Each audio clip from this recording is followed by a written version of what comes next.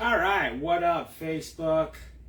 Yeah, first thing you probably noticed, we are not outside. I'm at my Mead station. It is time for me to do some brewing because I have a competition that I've entered in August. So, we're going to get the Mead going. Now, we actually got a few things that I want to do. The first thing, well, I don't know which order I'm going to do this. I'm probably going to take care of the 3 meads that I've been brewing, and it is time to do some stuff to them. But the other thing I'm going to do is use this bad boy right here. This thing is a monster. It is 16-gallon fermenter. I don't know if you guys can, yeah, there we go. 16 gallons, but we're only going to use basically 6 gallons because I have 18 pounds of honey. This is farm fresh honey from a gentleman in my bees club. Haven't seen him, Ron. He lives out in Rocky Mount there. He gave me this, I shouldn't say give, I bought it from him, but I have this bucket here of honey, and this is about 18 pounds that's left. Now, 3 meads that we're going to be working with, they were all made from that honey, so it is all farm fresh right here in North Carolina. So the first thing we're going to do, we're going to address, I'm going to get this guy right here. This is a apple cider with some ginger in it.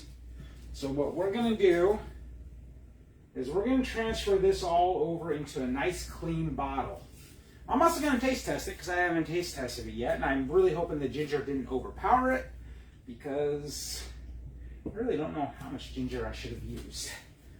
It's all, you know, you kind of just chop things up until you figure out what you figure out, and you write down that recipe and you use it.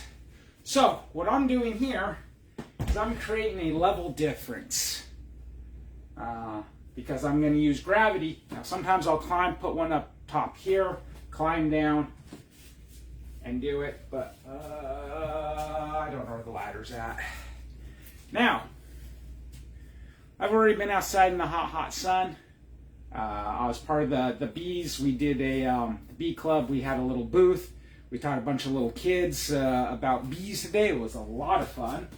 And so my brain might be just a little scattered as I've gotten so much sun in the last 3 months. It's ridiculous. We are so starved for rain right now, and we just had nothing but heat. It is gross. I guess that's kind of all over the place. Now, as you can see, I have the camera here. Now, I tried to do some mounting with another tripod. I couldn't get it to work. I was hoping to get some sort of view right here out in the kitchen. This is going to be the best that I can do. Unfortunately, that's just how that works out. So yes, the first thing I'm going to do here, I'm going to take this. Now, just by moving this from that table over there to over here where you guys can see it, we've already got lots of particles. I don't know, can you guys see that well? We got lots and lots of particles. I was kind of hoping that would all sit and filter out. It will in this next one, and I'll probably have to siphon it one more time before I can let it bottle. But that's fine. It's not really going to hurt anything. Yes, there will be some oxidization, but in the long run, this isn't, you know, $500 bottles of wine where you're gonna notice it, right? This is a home brew, so I'm not overly concerned with it. I probably should tell you what the ABV or the estimated ABV on this is. Let me get my tablet over here that I keep all this information on. I didn't even think about having that ready. So, I have a little spreadsheet that I keep all this information on this little tablet that I got. You didn't hear me say my password out loud as I was typing it. So I am tentatively calling this Buffalo. I want a better name than that, but I'm hoping that it's got a nice sweetness to it with a little bit of kick from that ginger. And this... Yeah, go to the website. So let's see here. Our ending sugar was, our starting sugar was 1.1, and we ended at 1. So that is going to give us a ABV of 13.3%.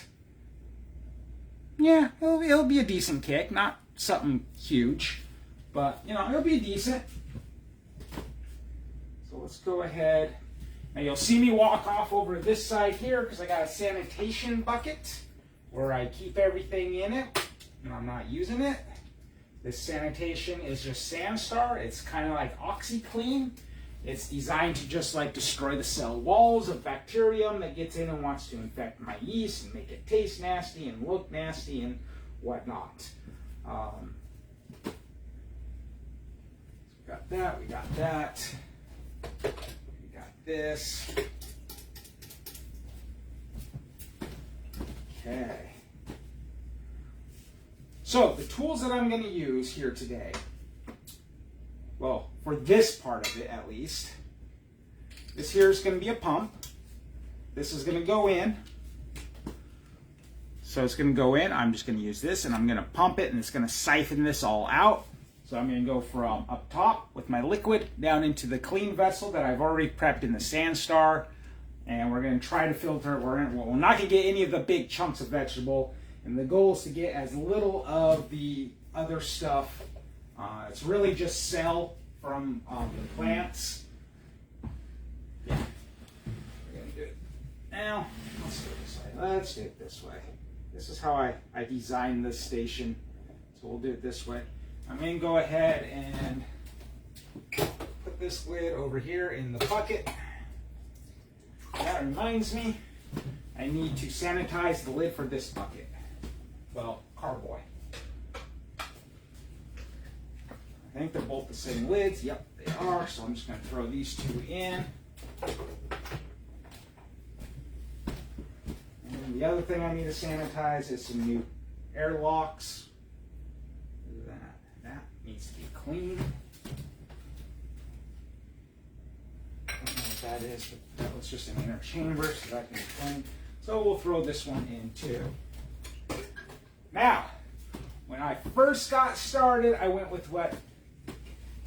The classical carboy. This is, you know, right? This shape is everything from Looney Tunes. We used to get it, the brown bottle with the XXX.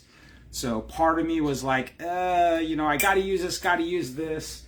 Everybody said, get these wide mouths. Get the wide mouths. The wide mouths are good. And I agree. Like, now that I've done it, now that I've got out of my head about those, I love these wide mouths. I like, you know, I do a gallon at a time essentially, but these are more than a gallon. They're a gallon and a half.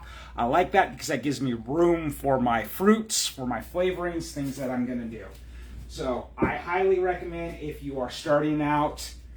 A lot of the kits, they come with this one here, because I think a lot of people have it in their head that this shape means, you know, fermentation. It means wine and whatnot because of how we grew up. But definitely upgrade, get the wide mouths. Okay, so we got that. We are going to put this in. Hope you guys can see this. So we got that here. Now, the Sandstar solution that I use is food safe. It doesn't hurt anything, and it will not contaminate your mead. So even if I was to use this hose and it was filled with Sandstar, I could still dump it in. It's not going to hurt anything.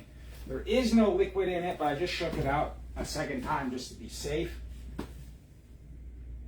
Yeah, there's still, yeah, there's a lot of particles. So actually, I'm going to use the smaller of the two. We're going to attach. So what I'm going to do is, this end here is of my hose.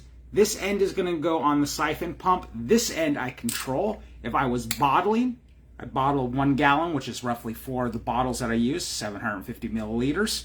If I was bottling, I can crimp this to stop the flow. Luckily, I'm not bottling today, so I don't have to really worry about that. But let's get this on the cane. The inner part of the pump is called a cane, and it's because it is a cane. It looks like a candy cane. Okay. So, I'm going to stick that in there.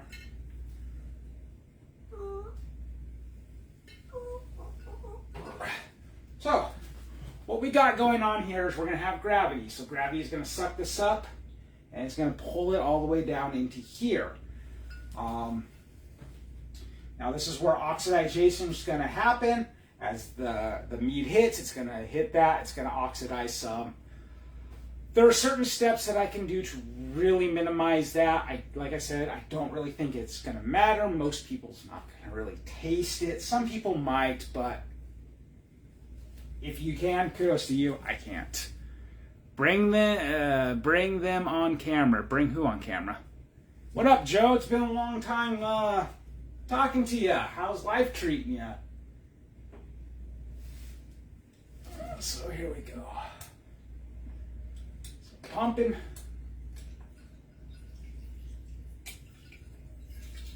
So we got the flow here.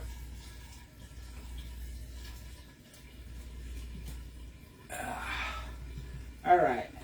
So just to minimize some of that oxidation, I am holding this up. I'm putting the end in here, and then I'll just kind of bring it up here. I don't have the rod all the way down. I don't have the siphon all the way down to the bottom, so hopefully the boot will keep a lot of this sediment out. Now, another thing I can do is get a filter for my cane, for my siphon there. In fact, my electrical pump one for when I do bigger batches does actually have a filter, and I could totally use that. I didn't even think about it because I only use it for the big stuff. This one isn't too bad. This stuff will all sit down, and when it does sit down, I will probably rack it off one more time. You know, it is possible to not use chemicals. I will use clay to help with clarification. But if you don't want to, you can do this process multiple times until you get all the sediments out. Downside is you will lose material each and every time. So look at that. We're already done. We are already done. Oh, God, that smells so good. Okay. So I talked a little bit about the loss. Every time I rack this off, I am going to lose some material. That's just the nature of the beast. I don't know if you are able to see that with the lighting, but there is still some fluid in there. I'm not going to go for it because A, it's going to have a lot of sediment in it, and just stirring it all up, it's going to be messy, and it's not really going to be time worthy of it. So we're just going to leave that at that. I'm taking this apart. We'll get this cleaned up so I can use it for the next one. Now I do want this bottle because I don't have enough to go around. I got 3 jars today that I'm making. 3 1-gallon samples that I need to rack and clean, and I only have 2 spare 1 gallons. So, what do you do with all this fruit that's left over? You throw the fruit away because you've literally taken all the flavor out of it and you put it into that booze. And it's just going to taste like garbage. It's not even going to be a boozy version of the fruit. It's just going to taste like garbage. How do I know? I've tried it.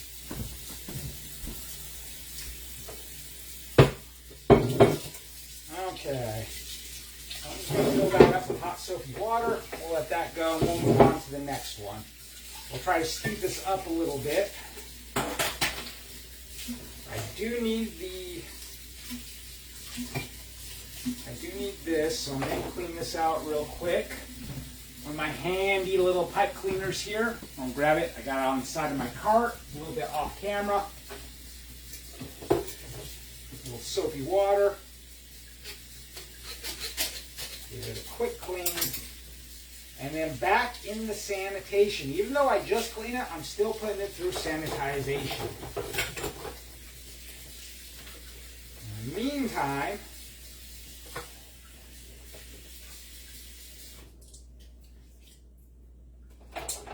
my next step with this one is I'm just going to take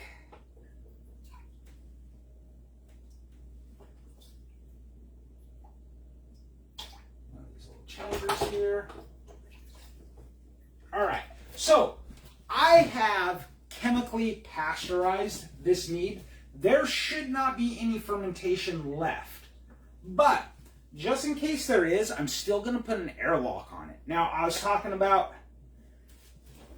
the old school carboys that, you know, I got in my head that I had to use. This is what lid you put on them. You put the airlock, and this is one of two styles. Well, there's multiple different styles of airlocks. This is one style of them. You would put this in that tube right there, and then you put this down into the carboy. These lids that come with these fermenters, the wide mouth fermenters, have a little pre-drilled hole into it, as you can see, and it's got this.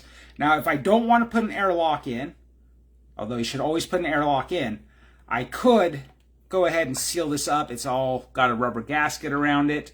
It's got a seal right there. It's good to go. So, you do it one of two ways.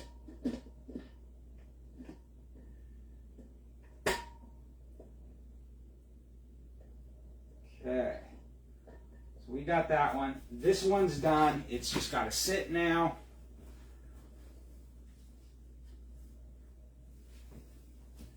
All right. So this is the buffalo one. I'm just going to put it up there for right now.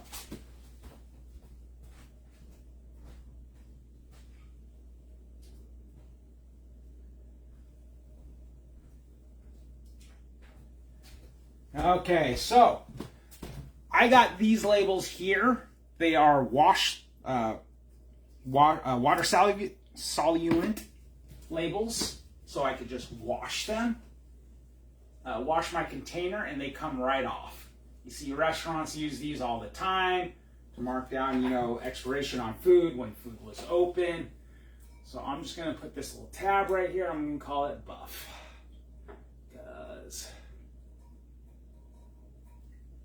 And that's all I'm going to put on that one.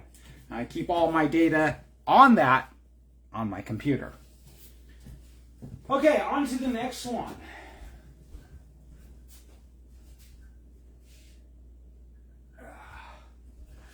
Okay, the next one we're going to do is this one right here. Now, this is probably going to be, this is the dry version of my caramel night that I make. The milk dud, as you can see, is so clear. Look at that beautiful amber color. What we're going to do, there is still some sediment on the bottom. This is leftover must from when I basically castrated the yeast so they can't reproduce. So we're just going to do the same thing.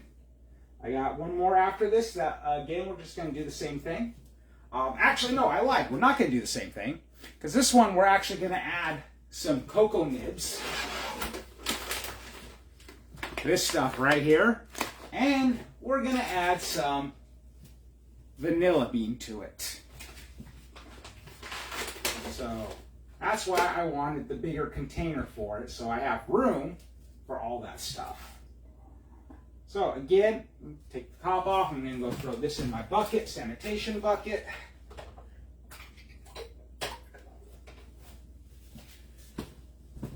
Now this is the one that I'm going to be entering in the competition. Actually, it's going to be the sweet one. This is the dry one. The other one was sweet. I think A is the... Wait, I might actually have that backwards. Let me double check. 9411. A is...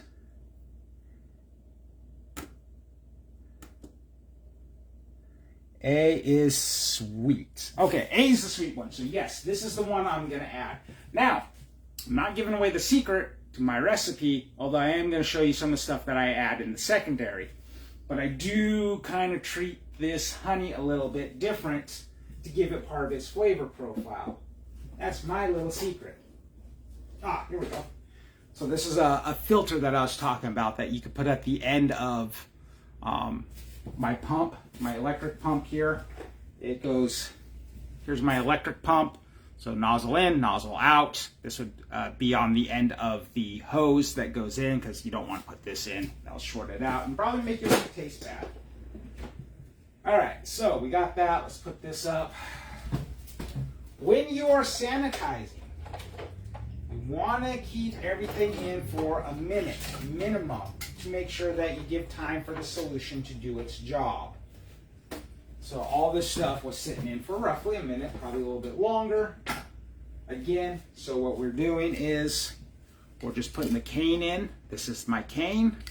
Some people will just use the cane and suck out and then get that started. I like to have the pump. On the end here is what's called a boot.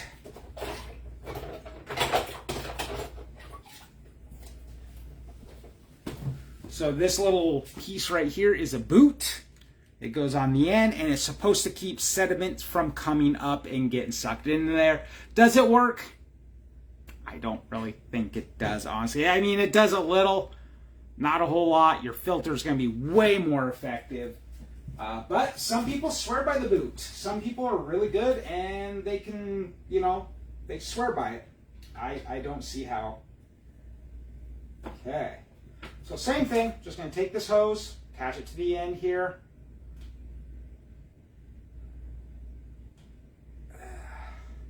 You can tell my hose is getting lots of use because it's no longer fighting me, trying to be attached to the end. It has stretched out. So, move it. I want to show you guys something here. I'm going to set this down so we're not quite in the muss. There. Okay. Now what I'm going to do is get this started. But let's get you guys a close-up so you can see. Can I switch camera and not stop my feed? If the feed counts, it's because I tried switching the camera and it killed it. We'll restart it if it does. All right, cool, sweet. So, make sure that's it. Make sure this hose is in and not hanging out to the side like this. You do not want to start pumping if it's off to the side. The other thing, like I said, there's a lock on this one. Make sure that lock is undone. Okay, so we're going to get this in, and like I said, you just pump the fluid in and it goes. So as you can see, you know, we don't want to be kicking up. We don't really, I hope that's a good focus there. Okay, autofocus, do your thing. And this, there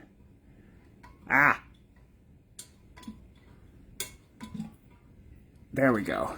Now we got it going. Okay. So as you can see, it comes down right in there, pulling that, and we're hoping to get as little of the leads as possible. You can kind of see I kick some up. That's what that is. In the end, that's not going to be a whole lot. It's not going to get a whole lot in there. But it is draining pretty darn fast. So this part shouldn't take too much time. I'm going to go ahead and sit you guys down. We'll go ahead and flip this back around. There we go.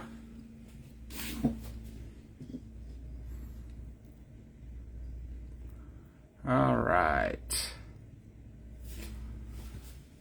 Oh, jeez. I hope it is cool where you guys are all at. I know over here on the East Coast, we are in such a heat wave. It is ridiculous. I thought we were going to get some reprieve from it.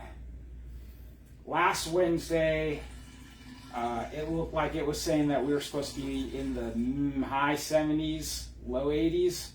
Instead, we're now, we're going to hit like 100 again tomorrow, and that's just gross. All right, so we got that all out. Now here's what I hate. The part of me that, you know, wants every penny that I get, I see that and I'm like, I don't want to waste that. I could do a couple things. I could pour this into a really narrow cylinder and put it in the fridge and let it cold crash where this will all go to the bottom and try to siphon this a little bit off. I've learned it's just not worth it. So I could try drinking this if I wanted to, but with all the leads in it, I'm not going to worry about that. All right. So give me a minute because I do have to clean the first one we saw because I need it for the second one. I guess technically the third one.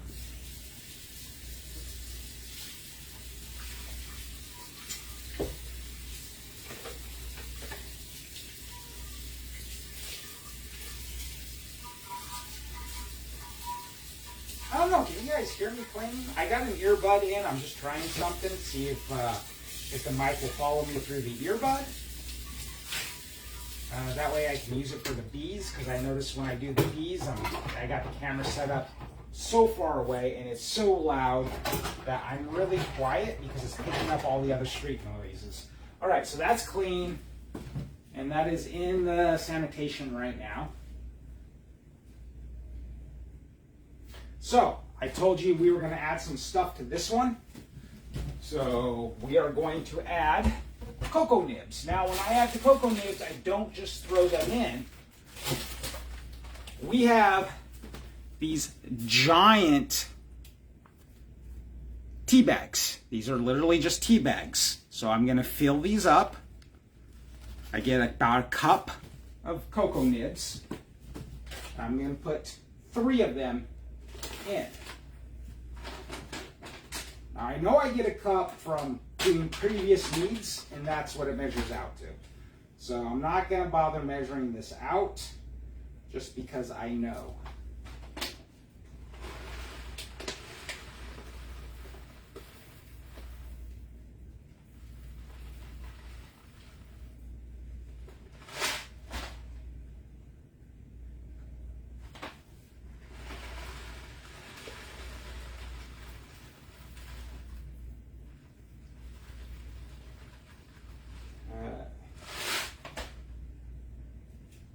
Here's what that looks like.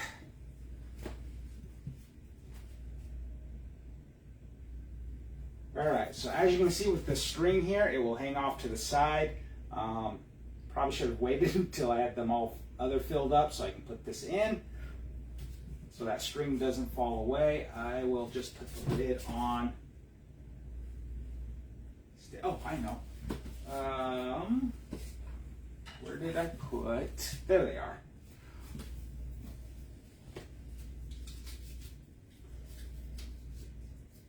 We'll just throw a sticker on to hold this one so it doesn't just slide down and fall in. Now, these other 2 bags I'll set off to the side, and then I'll put them all in when I'm ready to put the lid on, because the lid will screw over the string and hold it in place. That's what I should have done. God, these smell. I love the smell of these. They smell so good.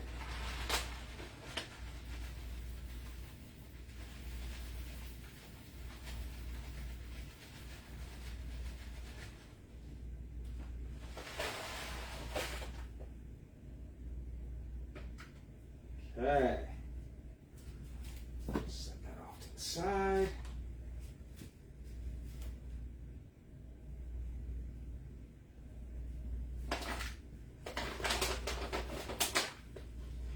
Okay, so like I said, this mead, I call it Caramel Night. It tastes like milk duds. It is liquefied milk duds. The last time I made this batch, everybody absolutely loved it. I even had some friends who don't drink. They loved it, and I'm actually going to give one of these bottles here from this one to one of those guys who don't drink for his birthday present. And he is super excited for it. So that'll be about a week from now, I think, is when this will be done. Maybe a little less. Doesn't take long for the vanilla to work its magic, the chocolate to work its magic. All right. So we got those 2. The next thing we gotta do is prep the vanilla beans. I'm gonna get out the cutting board here, because something a lot of people don't realize, you can't just throw the vanilla bean in and call it good. Yeah, you need to slice the vanilla bean. So I like to start with six sticks. So I got 3 from this pack, and then we'll put 3 fresh ones in. That smells so good.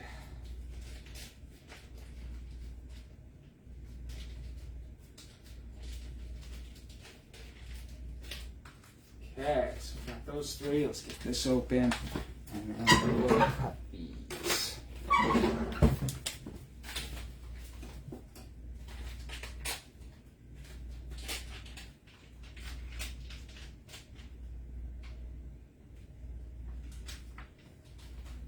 All right. 1, 2, 3. Okay. This one wants to be 7. So I take this bean like this.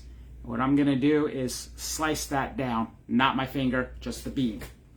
I want to open these bad boys up. And now the beans are going to go directly into the mead. Ah, no! Son of a biscuit. So I don't quite have enough room. I didn't realize I wasn't 100% where I wanted to be, and I just spilled my beans. I'm so mad at myself. Let's make sure I have enough room this time. All right. So we're just going to cut this. We're going to open the beans, get that oil out. Okay. So like I said, we just kind of split the bean down the middle here, like so. That will get the oils, the flavors, all the good stuff that we want. And I'm just going to repeat the process.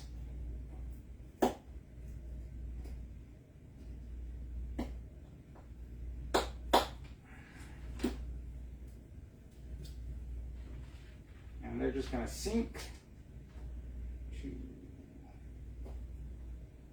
It have to be the new beans that spilled. Yeah, nice, just nice split. That's it. That's all we're doing. We're just opening it up to absorb more flavors. It's probably about surface area too. It gives it a little more surface area.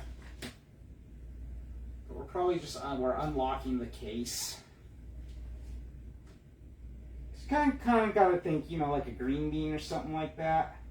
Same principle where it's got that fibrous case protecting the goods. Oh man, it smells so good. I am really looking forward to bottling this.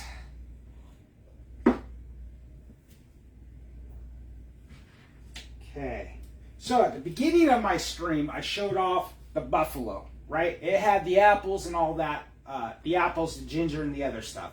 So essentially, what you saw is what we're doing now. This is flavoring. This is giving me my mead's flavored profile. How I do all of my meads is I start with a traditional, which I'm actually going to make on this stream after we get done doing this. I'm going to make a traditional mead. And then I break it down into 1 gallons, and I flavor each mead separately. The reason I do that is I feel the alcohol process when making the honey, converting it over into alcohol, I feel that eats away at some of the flavor. Some people don't, some people do. I'm in the category that feels like it does. So that is why I do it this way. It's not wrong. There's no wrong or right. You can do it if you get going on your own mead journey and you make your own meads and you decide, hey, I'm going to just throw in everything all at the beginning and just let it go. That's fine. That's more power to you.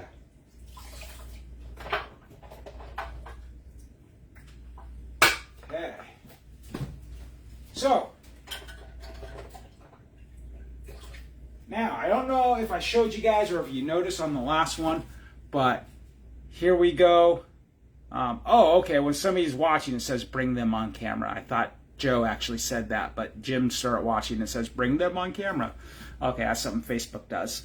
Okay, so as you can see, this is my sanitization water. What this does is kills the gnats that try to get in. Gnats can hold their breath, they can swim, so you need something that will kill them. If you don't want to use sanitation water because you're afraid that it's somehow going to affect the flavor, even though it does not, that's why we all use the sanitation product, because it doesn't affect flavor, it doesn't affect anything. If you are afraid that it will, you can also use vodka. Do not use plain straight water. They will swim right through that. They'll go right into your mead and they will ruin it. I let other people make that mistake. That was one that I've learned. So, why I'm putting the air chamber on, let's say somehow the mead starts re-fermenting, some yeast all of a sudden reactivate and they're starting to eat up what sugars we just added. That's going to cause pressure to build up. If I do not have a release valve, which is what this essentially is a release valve, it could cause damage. It could cause this to blow up, could cause it to flow over and get mead everywhere. I have not had a blowout yet. I'm very fortunate, but eventually it will happen.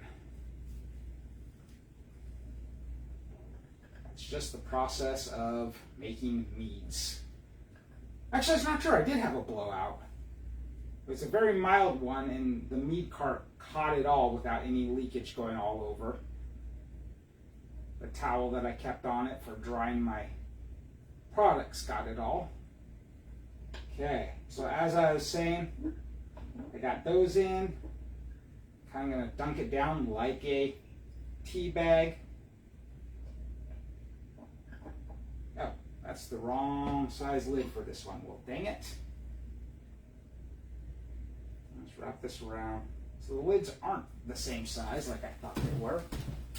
Okay. That's a-okay.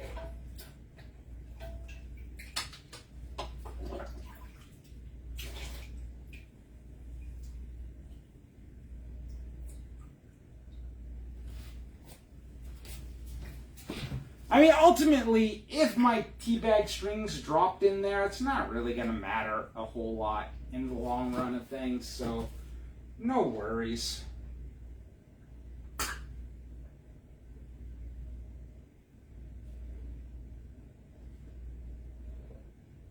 Okay. This is caramel mite sample A. Now, I'm not going to do it while I'm on camera, but normally what I would do is the moment I got done, I'm going to put all the information of what I used, 3 cups of the nibs. I actually ended up putting 7 sticks of vanilla in, make it a little extra vanilla. So I would go and put that on my data sheet in my computer. I will do that after the stream because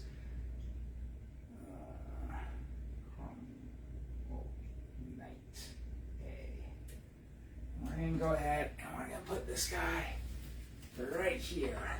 So, we're now going to repeat what you all just saw. And then that will be the last one that we repeat that on. We're going to get building the actual big, giant, traditional mead that I showed you guys at the beginning of this one. We'll go ahead and get that going.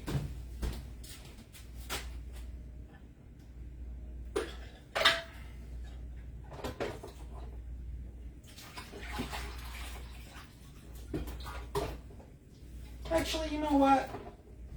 Change that up. I showed you those 2 processes there. I can do the third one off of stream. We're going to go ahead and we're going to get the traditional mead going on the stream. And then I'll just take care of the other stuff off camera. That way we're not wasting everybody's time, right?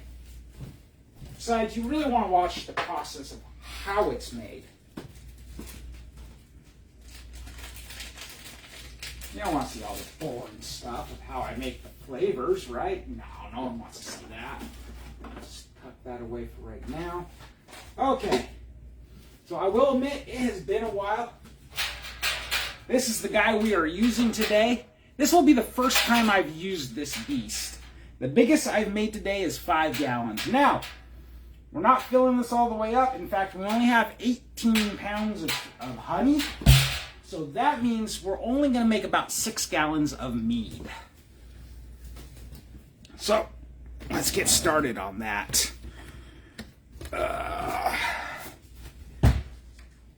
Oh man, I can already smell the honey. It smells so good. So like I said, this was from a friend. He's in the bee, Ron. Oh man, it smells good. He's in my bee club with me, and he was able to spare me about 20, I think I got 25 gallons total. And I've already used 9 pounds, not gallons, pounds for these 3 meads, because I use about 3 pounds per mead, and it usually gets me anywhere from 13 to 16% ABV, just depending on how it all ferments out. So we're gonna go ahead and, oh man, y'all just gotta see the color. Trust me on this. Look in the light there. Okay. I'm just gonna pour this out, give you guys the money shot.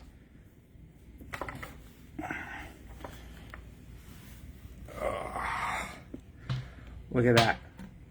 Oh, you can't smell it. It almost smells like it's caramelized a little bit. I mean, it's just got a nice, thick, earthy, flowery scent to it, I guess. I don't know how else to describe it. Basically, it smells better than anything I've ever smelled from the store. And this is like, you know, fresh right out of the guy's hive honey right here.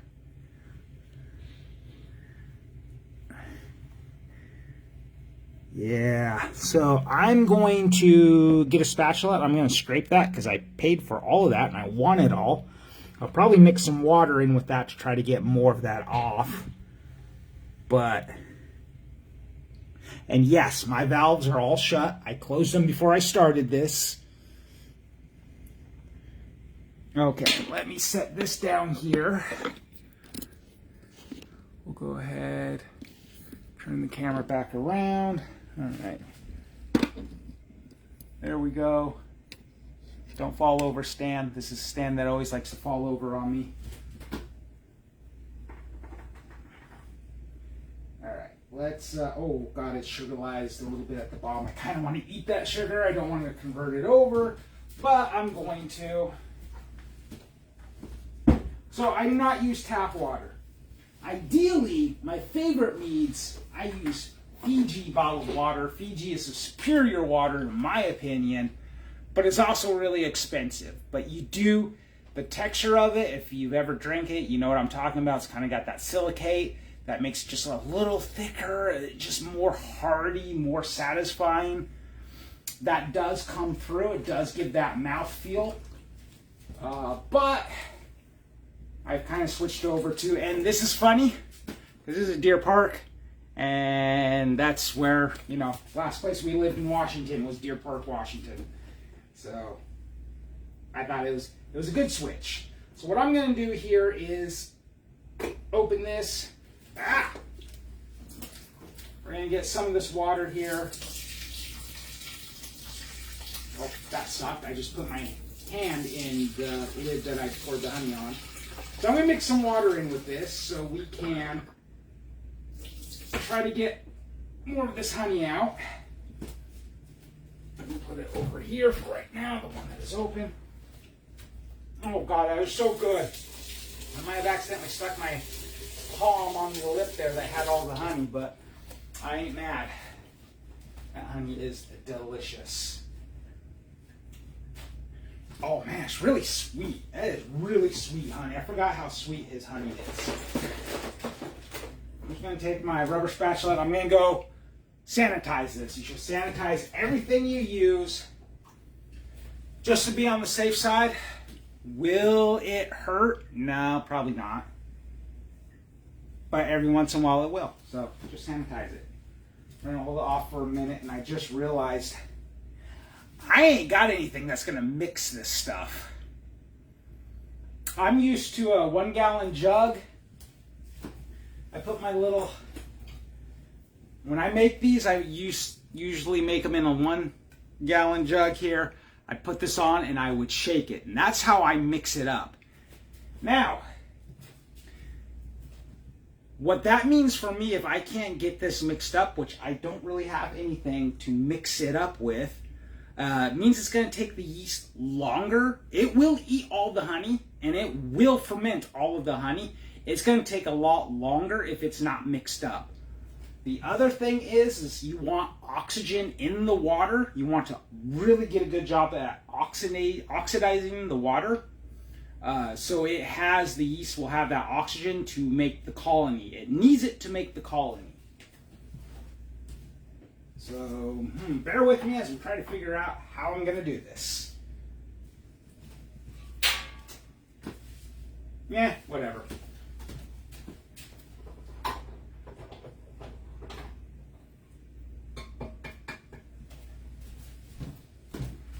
Whatever, we're just rolling with it.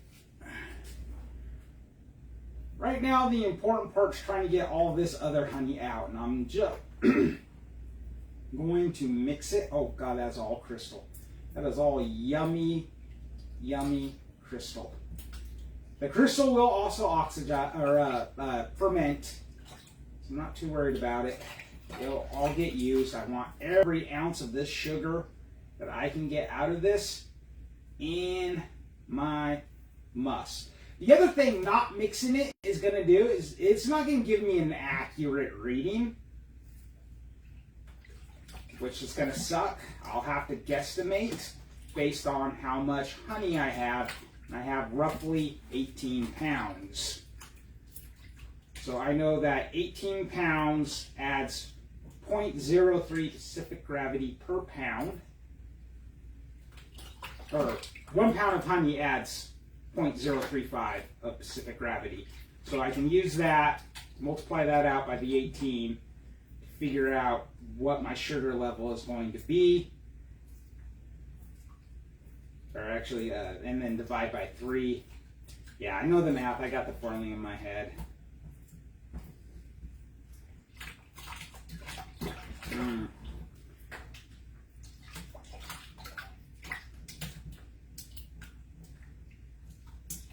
Maybe we got a giant metal spoon in there that I can try using the mix. Maybe we'll try that. Kinda wish we had one of those giant, like, restaurant-style mixing spoons. Alright, I think this is all the honey I'm going to get out of this. Oh yeah, let's get all this on the side here.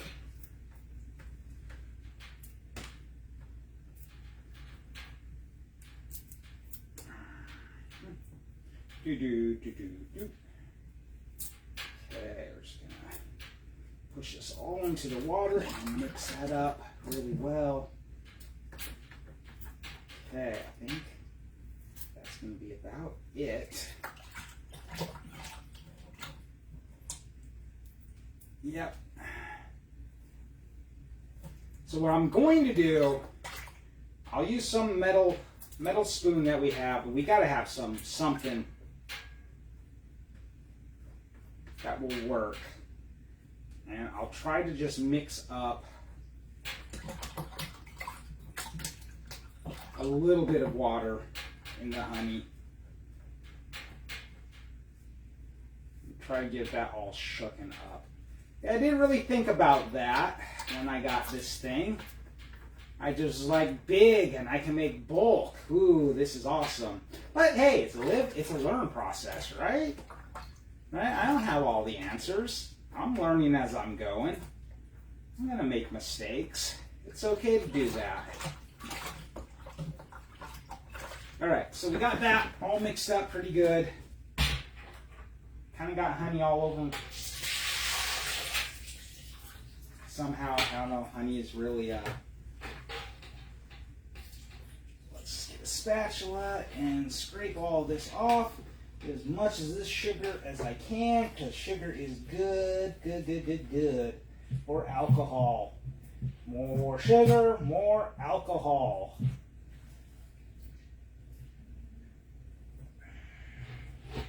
Yeah, there we go, yep.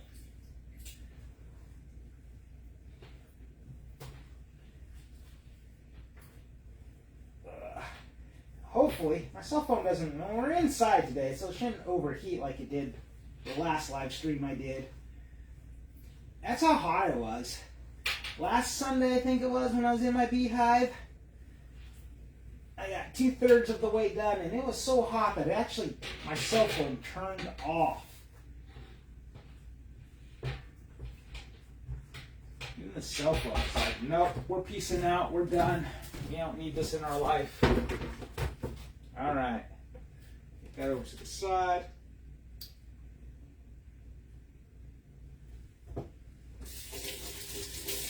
Wash my hands here. Okay, I'm going to rummage through the kitchen utensils and see what we got that I can use to mix. Now, honey being as thick as it is, I don't want anything like a giant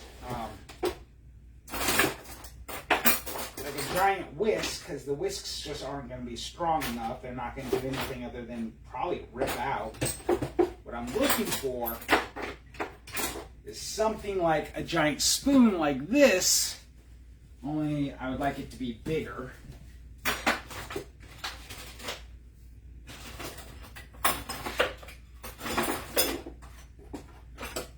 I mean, maybe these? We'll try this and see how this works, because I could fill up enough water to at least mix that deep. Mix it. Yeah, that should work. That should work. So I'm going to go ahead and sanitize these bad boys.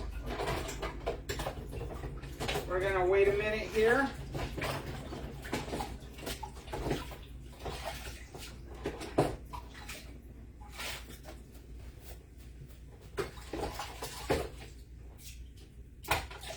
Alright. I don't know if anybody's still watching here, but how's everybody doing? Slow connection. Ooh, am I lagging? What do all these other buttons do? There's a bunch of buttons on here. I have no idea what they do. Let me see. Questions, polls. Okay, I can do a poll. Invite viewers, broadcast. Meh. Meh. Don't need to do any of that stuff. Alright. So while we're waiting on that, I'm going to go ahead and add water.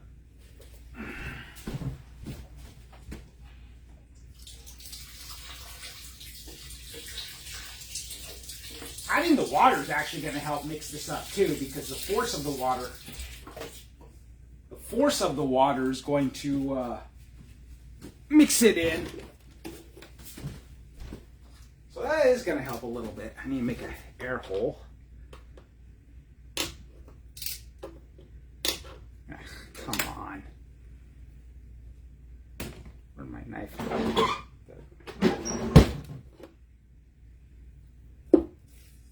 There we go. A little air hole in my container. So we're going to mix, these are 2 gallons. Now we're not actually going to use 6 gallons of water, because what we want to do is get it up to the 6-gallon mark. So the volume of this must will be 6 gallons. But we got to take into consideration the room that the honey takes up in it when we do calculations for how much water to add. And I'll show you here what I mean by that in a second. I'm going to call that good until we get that all mixed up. So, if we go back to the 1-gallon carboy, if you look on this, you can see right here where it says 1 gallon. What you do is you put your honey in. Your honey is going to end up somewhere like right here. And then you fill up water to this 1 gallon mark. Now this whole volume, this is all 1 gallon, but it's obviously not 1 gallon of water and not 1 gallon of honey. So that's what I mean by, the 6 gallons. All right, this should be good to go.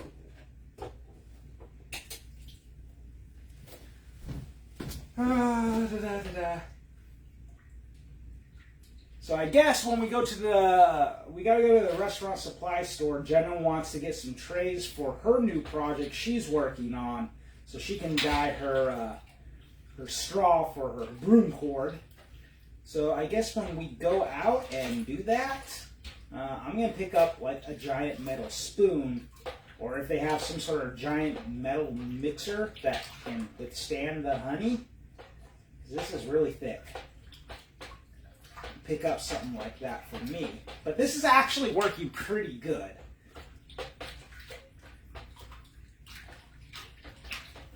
I have seen giant spatulas at brew places. They're like the four-sided paddle type thing. I bet that would actually work really well for this. But no, this is actually working way better than I thought it would. Cool. Okay, we're gonna have to add some more honey. So right now we're not. The first mark on this container is 4 gallons, and right now we are just below that mark.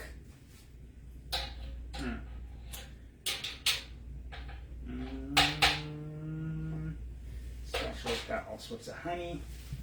Okay. Hey, hon, off work?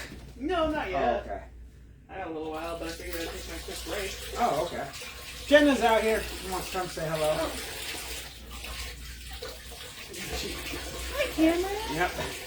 I got Joe and Jim are watching. Jim, as in our old neighbor Jim? Yeah. Joe is in my old workmate Joe from the Ingy days. Hey Joe, did you hear Ingy got sold off? I thought just part of NG got sold off. Well, yeah. It's the part that we worked at. Okay. That would make sense. What part of you? Jim. Valheim. Valheim, it's calling, Jim. I mean, I'm kind of waiting for Frozen North. September 9th. Jim, if you're still watching, September 9th is when they're planning on releasing the full version of Valheim. The last bit of it will be done. So, take some time off around that time so we can all play.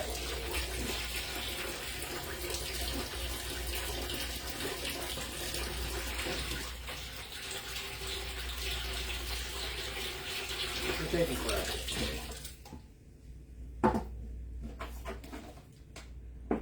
Rip that off.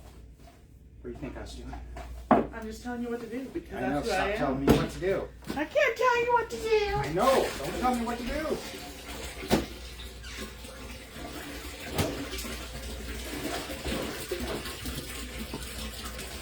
Okay, much better, much better.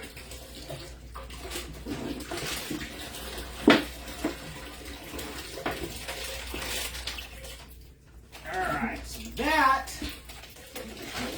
got us just a little bit up above the 4-gallon mark. That was 2 gallons of water. Let me get this all mixed.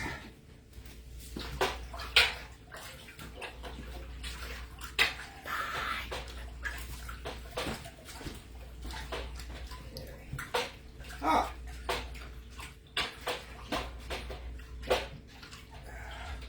Well, that is mixing. Okay, that's actually mixing really nice. It's actually working pretty darn good. I like it.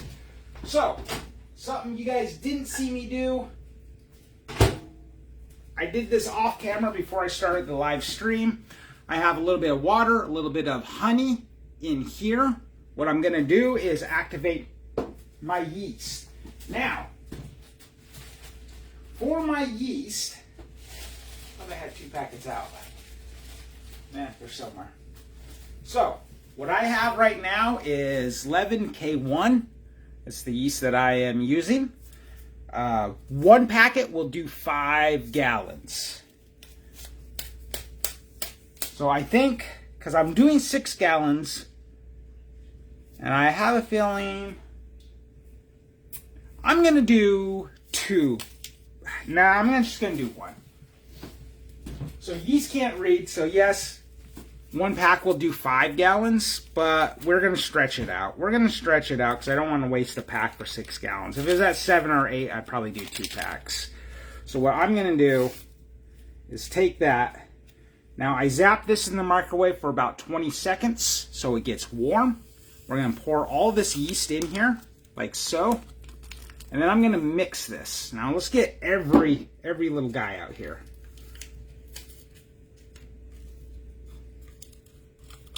Now, typically, like I said, one packet's good for 5 gallons. I still use 1 pack when I do 1 gallon because honestly, yeast is really cheap and it's more convenient versus having like 1,000 open packs because I will never find the one that I opened when I want it until after I use the new pack. This is how it goes.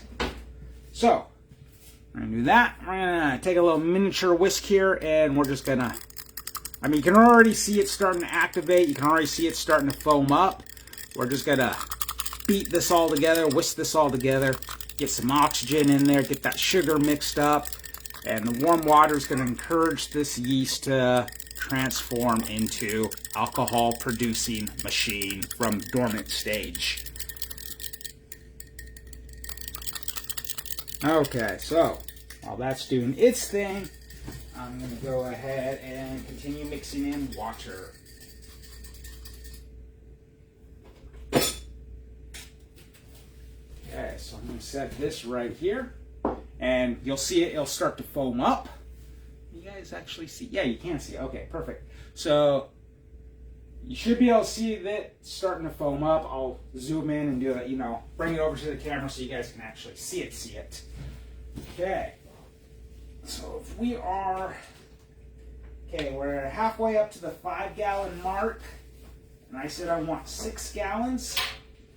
So I'm only gonna need about maybe, 1.5 of these basically.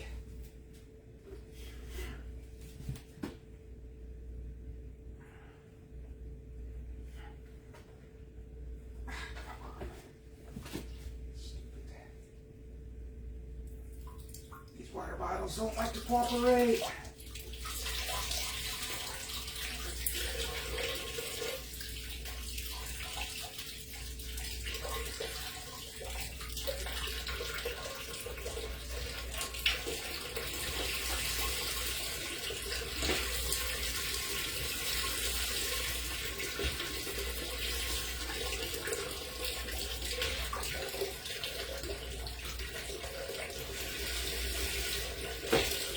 All right, we're at the 5-gallon mark.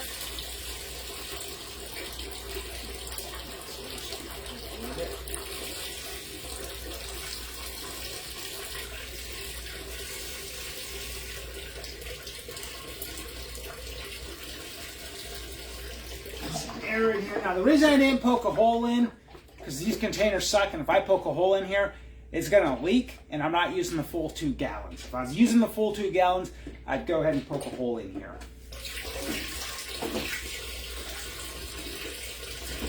Yeah, the Deer Park 2-gallon containers, they'll split along the seam.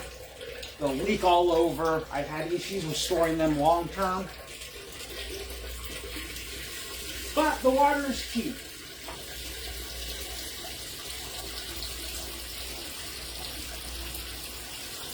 I kind of got to go potty after this. All that running water.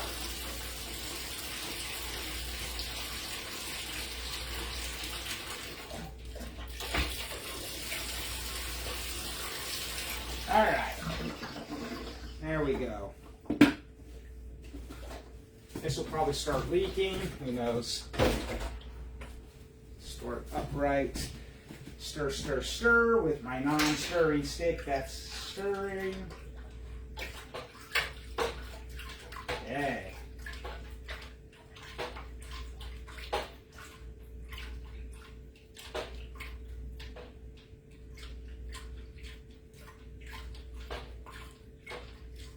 So I'm just mixing this up. I want to get as much as the honey. Because like I said, I'm going to take a reading on this, which I'll show you guys how I do that. That's part of the fun part. And it's going to tell me what my sugar is, and then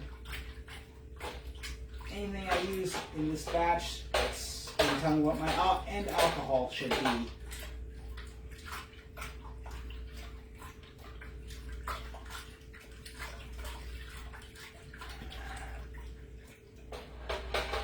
Mix, mix, mix, mix, mix, mix. So I don't know if you can hear me sloshing. but I am sloshing because I want oxygen. I really want to get oxygen in this. If I had a giant whisk, I'd probably be whisking it to beat more oxygen in.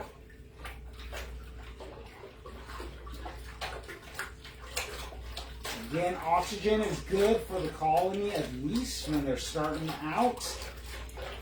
They want as much oxygen in the water as they can possibly get. That helps them reproduce.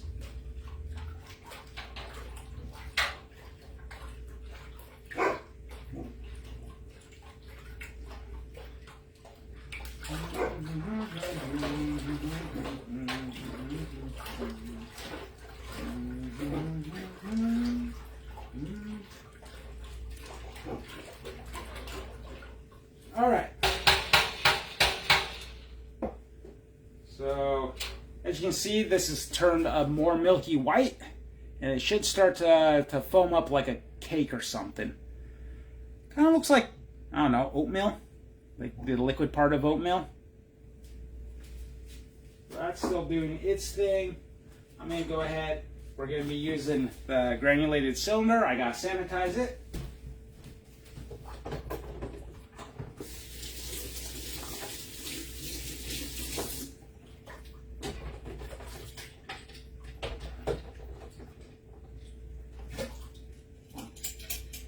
Alright, this is another piece of equipment that we're going to use. This is called a wine thief. You dip it in here to get your sample.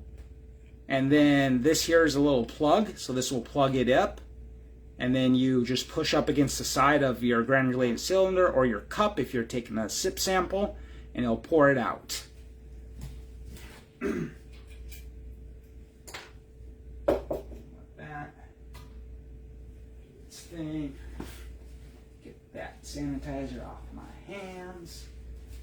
That's mixing up. I want that starting to foam. I can see it starting to foam. Right there, it's starting to get some foamy bubbles. I can't really see it on the camera. But yeah, it's finally starting to do its thing. What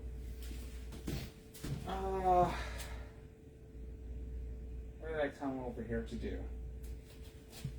ADHD. Oh, yes. The other tool we need is this guy right here. This is my...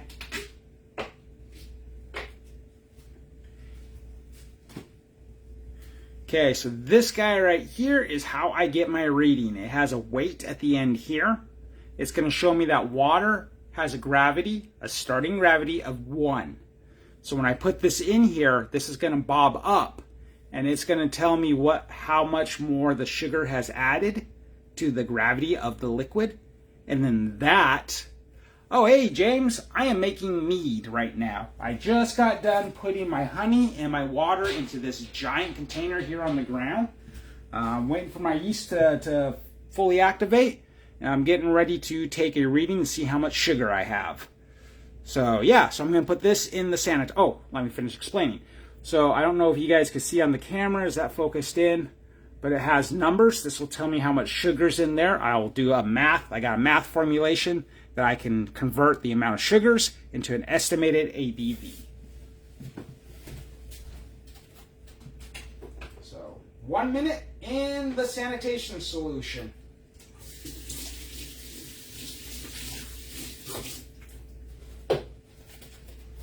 James, it has been a long fucking time since we've talked. How the hell are you doing?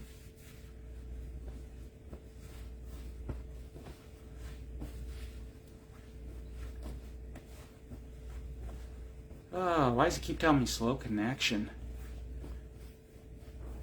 Yeah, mead's a lot of fun to make.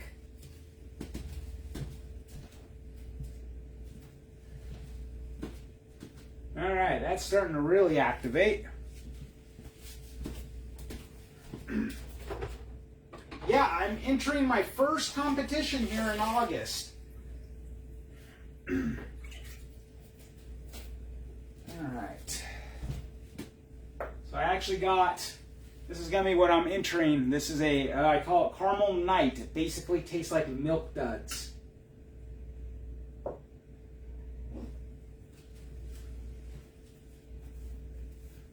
Pretty much the same. I'm alive, but barely. But starting to thrive. Getting into some new hobbies. Actually just got a beehive, so I'm super excited about that. And the bees are going really well. Hopefully next year I'll have all my own honey for my own needs. That's the goal, at least. Let's get this mixed up a little better. Oh man, it smells so good.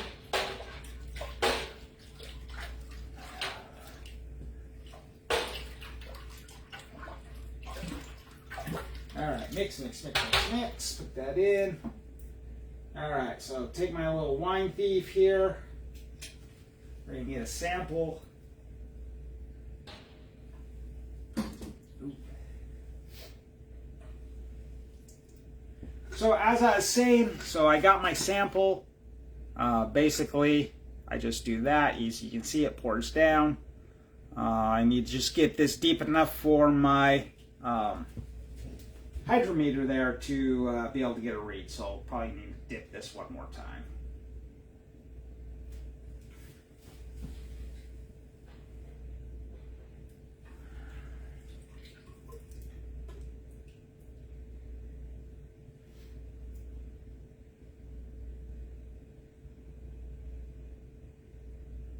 Okay, that should be more than enough.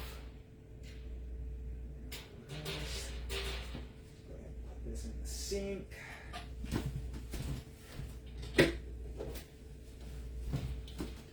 Alright, let's get a reading here.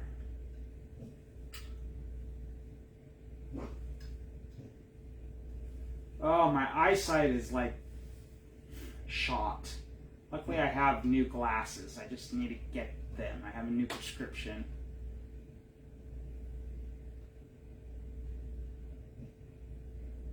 Well, hey, look at that. 1.110 on the dot.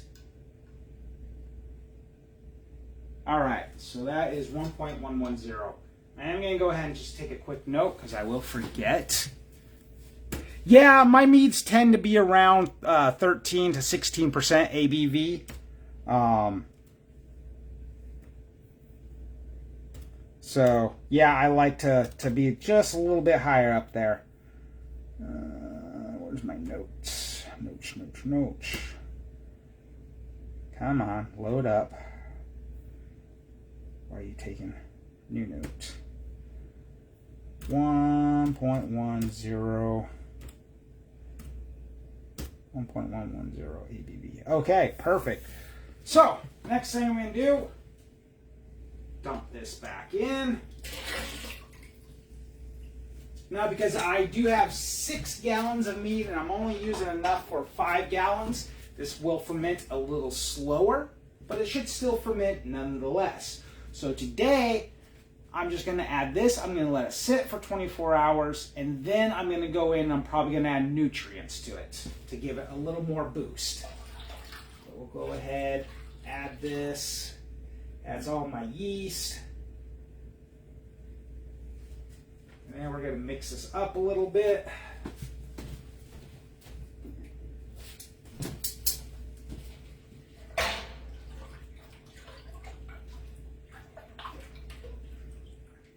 All right, get that in there, get that going. And boom, like that. That is done. Now, doesn't matter how big it is, the lids, the technology is still kind of the same. The only thing is this has some valves on it to make it easy to pour from like a spigot or any other way I want to do it, versus how we did the setup beforehand with the siphon and whatnot.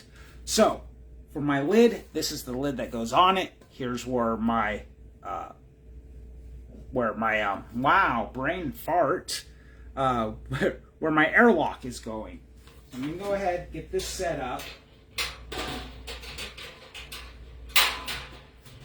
Now, one thing I like about this versus my gas, yeast like it nice and dark when they're working. So obviously with the stainless steel, no air is going to get through to it. Or no light is going to get through to it.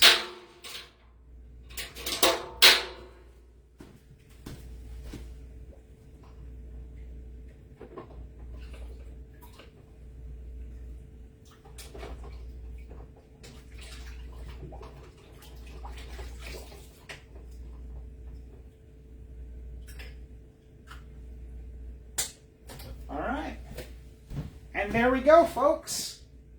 That is my adventure with mead today. We got that going. I'm going to set this on our kitchen counter here. And, oh, I'm also getting divorced to fun. Like, you're getting a divorce from your marriage, or you're just getting a divorce from having fun because you think you're too old or something. Anyhow, where was I going to go with this? Yeah, so that's pretty much it. Like I said, I'm going to take care of the other one offline because you guys saw what I do basically with that. No point showing that and repeating it again. I'll probably be back in a couple days. We'll take a reading. We'll add the nutrients if needed. See if it's going. If it's stalled out, I might add another package of yeast. I might not. Sometimes they will stall and they'll take 3 or 4 days to get going versus 1 or 2 days. But we will definitely see you guys all then when I do that. Till then, have fun. Take care.